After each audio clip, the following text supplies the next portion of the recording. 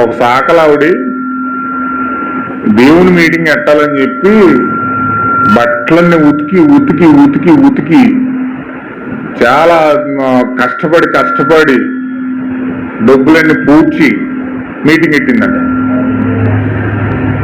Meeting పెడితే ఆ మీటింగ్కి పిలిచింది ఎవరినంటే జాన్ వెస్లీ గారిని పిలిచింది.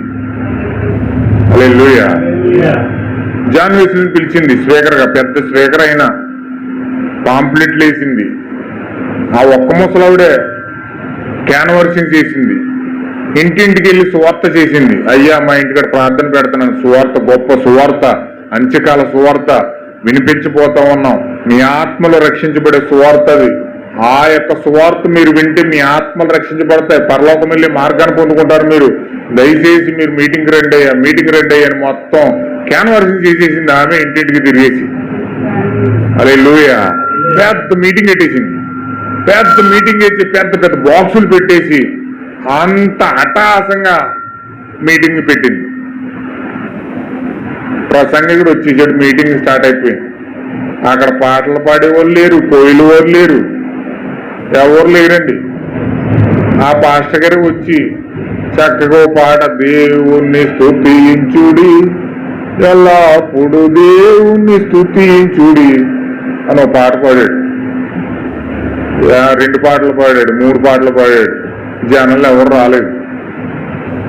రాలేదండి. ఎప్పటి నుంచో క్యాన్వర్సింగ్ చేసి డబ్బులన్నీ ఖర్చు పెట్టి చక్కగా ఎన్ని 2-3 లక్షల వరకు ఖర్చు పెట్టిందంట ఆమె. అప్పుడు ఆ టైంలో, అప్పుడు 5 పైసలు 10 పైసలు ఆ టైంలో ఉంటుంది. అది ఆ టైంలో ఇంచుమించు $20 పోగు చేసిందంట ఆమె. $20 పోగు చేసి మీటింగ్ పెట్టిందంట. $20 అంటే ఇంచుమించు 2 లక్షల రూపాయలు. బట్లుకి ఆమె ఆ డబ్బులు పోగేసింది. ఆమె రూపాయి కూడబెట్టి 2 లక్షలు ఖర్చు పెట్టి మీటింగ్ ఎట్టింది. మీటింగ్ ఎట్టి ఇంటింటికి తిరిగి క్యాన్వర్సింగ్ చేసి ఇంటికి రమ్మని చెప్పి 4 రోజుల నుంచి కష్టపడి అందరిని ఆహ్వానించింది. ఏం ముసలమ్మ ఏం పెడుతుంది, మీటింగ్ అంటే ఎలా ఉండాలి, ధూమ్ ధామ్ లా ఉండాలి, పెద్ద పెద్ద స్పీకర్లు వస్తారు, కోయిలు ఉంటారు, పెద్ద పెద్ద చర్చిలు ఉంటాయి, అట్టహాసాలు ఉంటాయి, ఈ ముసలమ్మ ఏం పెడుతుంది అనుకున్నారు వాళ్ళు. హల్లెలూయా. ఒక సాకలావిడి, ఒక పేద స్త్రీ ఈ మీటింగ్ వెళ్తే ఏం భోజనం పెడుతుంది, సారేసి పెడుతుంది, మీదకి వచ్చిందిలే, వెళ్ళిన వేస్టేలే అని ఎవ్వరొకరు కదలలేదట. అయితే ప్రసంగికుడు వచ్చాడు, పాట పాడుకున్నాడు, 2 పాటలు 3 పాటలు పాడేశాడు, ప్రసంగం మొదలెట్టేశాడు. ప్రసంగం మొదలు పెడితే ఎంత ప్రసంగం చేసి గంభీరంగా ప్రసంగం చేసేస్తున్నాడు. ఆ రోడ్డు అంటే వెళ్తా ఒక కుర్రోడు, ఒక 25 సంవత్సరాల కుర్రోడు, ఇక్కడ ఏదో మీటింగ్ జరుగుతుంది, విందాం, వాక్యం విందాం, చాలా అద్భుతంగా ప్రసంగుడు మాట్లాడుతున్నాడు అని చెప్పి ఆ రోడ్డు అంటే పోయివాడు వచ్చి అక్కడ కూర్చున్నాడట. హల్లెలూయా. అక్కడ కూర్చుని వాక్యం విన్నాడంట.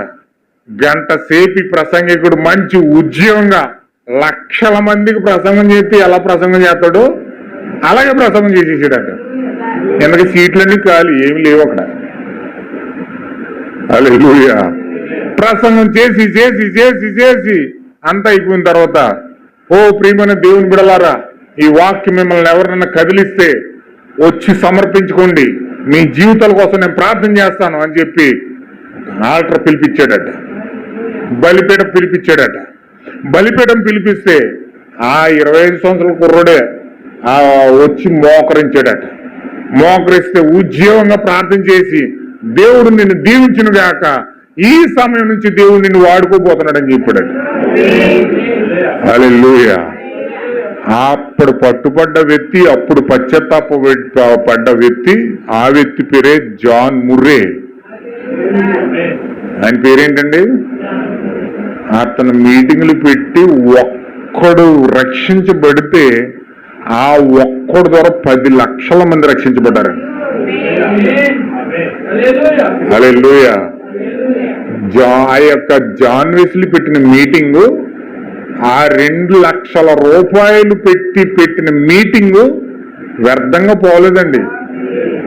10 లక్షల ఆత్మలు సంపాదించే స్థితిగా స్త్రీ వెళ్ళిపోయిందని.